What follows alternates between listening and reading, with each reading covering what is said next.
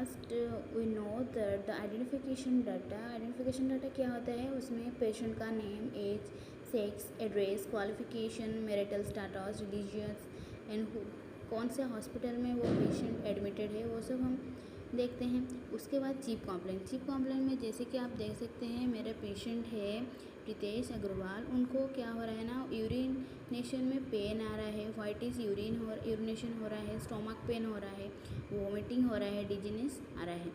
ठीक है, उसके बाद हम देखेंगे मेडिकल सर्जिकल हिस्ट्री में फर्स्ट हम देखेंगे प्रेजेंट मेडिकल हिस्ट्री उनका क्या है, जो सब लिखा है वो सब आप लिख सकते हैं। उसके बाद प्रेजेंट सर्जिकल हिस्ट्री देखेंगे, कोई सर्जरी हुआ है या नहीं हुआ है तो हम राइट डाउन लिखेंगे कि no any surgical history is significant, if नहीं हुआ है तो हम उसको मेंशन करेंगे। उसके बाद पेशेंट का present medical history, past medical history, past surgical history, ये सब लिखेंगे।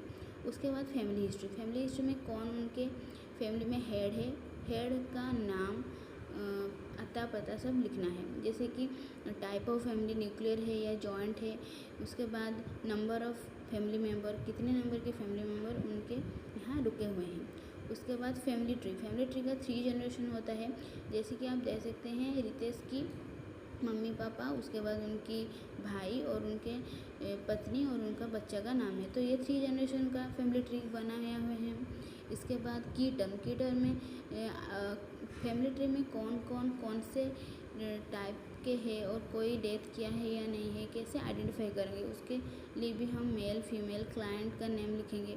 उसके बाद सोशल इकोनॉमिकल स्टेटस में हम लिखेंगे कि कौन से टाइप का फैमिली है, मिडिल क्लास है या हायर सोसाइटी का फैमिली में बिलोंग्स करता है कि कौन से भी कितने इनकम है उनका फैमिली का, इलेक्ट्रिसिटी और वाटर सप्लाई कैसे है, ड्रेनेज सिस्टम कैसे है, ये सब हम देख सकते हैं।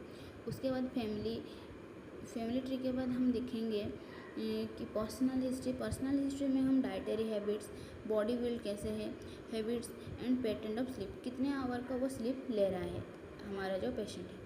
उसके बाद वाइटल साइन में हम फर्स्ट टाइम, डेट मतलब आप जिस टाइम में और जिस डेट में आप पेशेंट का हिस्ट्री कलेक्शन कर रहे हैं, उसी टाइम और डेट को हम यहाँ लिखेंगे।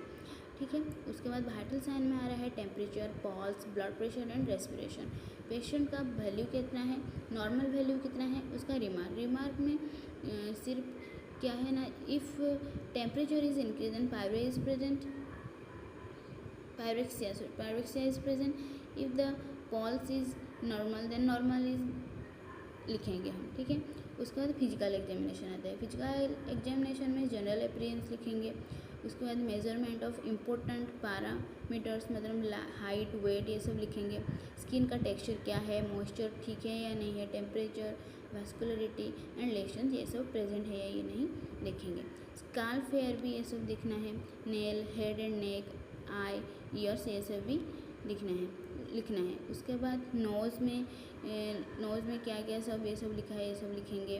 रेक्टम में क्या क्या सब इंस्पेक्शन करने से क्या क्या प्रेजेंट हो रहा है, नोडल्स प्रेजेंट है या नहीं है, ये सब लिखेंगे। न्यूरोलॉजिकल सिस्टम ठीक है या नहीं, कॉन्शियस है या नहीं, बिहेवियरल चेंजेस कुछ है या नहीं है, ये सब भी लिख सकते हैं। उसके बाद इन्वेस्टिगेशन में हम ब्लड देखेंगे, यूरिन टेस्ट देखेंगे। ब्लड में HB, WBC count and lymphocyte, platelet count, ESR test ये सब कर रहा है। उसके बाद यूरिन टेस्ट में pH, यूरिन का pH कितना है, colour, WBC and bacteria present है कि नहीं है, ये हम देखेंगे।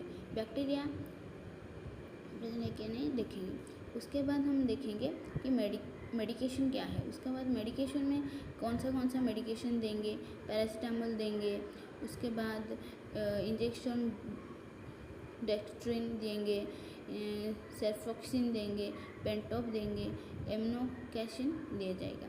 उसके बाद नर्सिंग डायग्नोसिस में पेन प्रेजेंट है तो हम लिखेंगे कि pain related to diarrhoea as evidence by facial expression. उसके बाद इम्बैलेंस न्यूट्रिशन में लिखेंगे impair physical immobility related to pain evidence by verbalisation करने के थ्रू हमको क्या दिख रहा है कि पेन प्रेजेंट है और इम्पेयर फिजिकल इमोबिलिटी प्रेजेंट है। उसके बाद risk of infection to other part of the UTI and evidence by report से हम देख रहे हैं कि इन्फेक्शन प्रेजेंट है।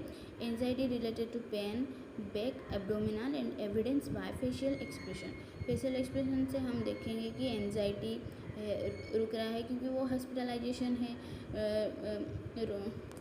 डर भी है कि कोई रोग हुआ है या नहीं है, इसलिए। उसके बाद हम केयर प्लान लिखेंगे according to the nursing diagnosis. हम केयर प्लान लिखेंगे, ये 3 केयर प्लान हम लिखे हुए हैं। उसके बाद हम लिखेंगे हेल्थ एजुकेशन। पेशेंट को और पेशेंट के फैमिली मेम्बर को हम क्या क्या हेल्थ एजुकेशन दिया हुए हैं, जैसे कि assess the symptom of UTI, encourage the patient drinking fluid.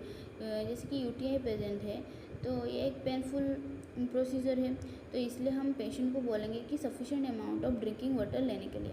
Administration of antibiotic is order, encourage patient void frequently, educate the patient on proper wiping, educate the patient on drinking acidic juice which help to detect the growth of bacteria.